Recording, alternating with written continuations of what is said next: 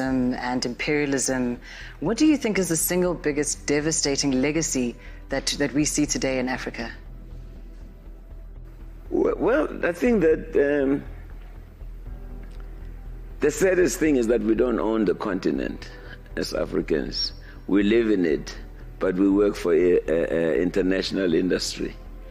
And we are actually a mega warehouse for cheap labor, basically.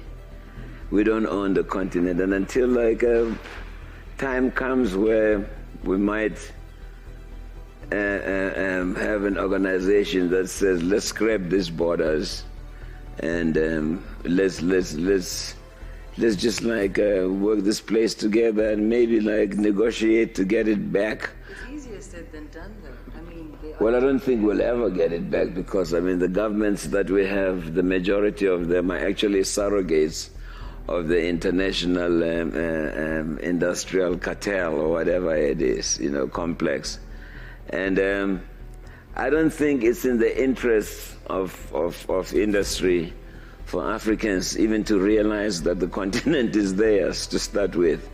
I don't think it's their interest for Africans to get together, to admit that they're the same people, that Jamaicans and Trinidadians and Brazilians and we're all over the world.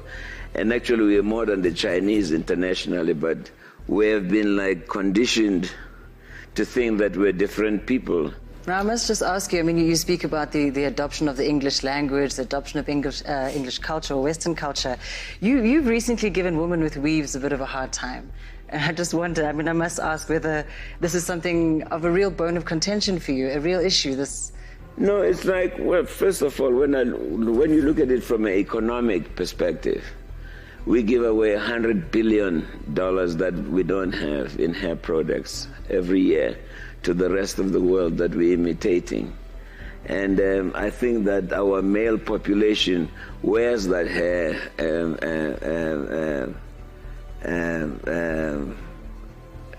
but they put it on the women, and I've heard women say to me, hey, my boyfriend won't go out with me unless I come with something like this because I doesn't want to be seen with a bush woman.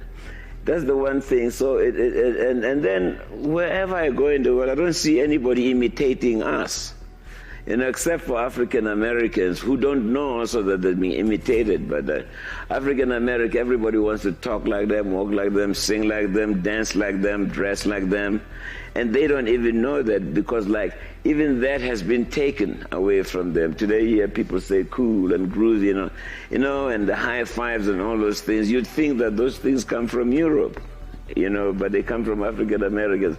So anything that we do, the word hip came from us, but anything that is grabbed, so we don't have a thing of our own.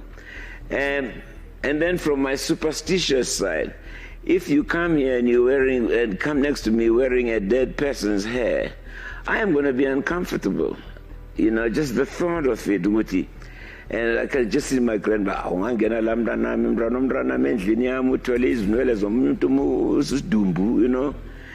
it's scary. It's when you look at it, to a certain extent, it's macabre. Well, this conversation continues after the break. Do stay with us here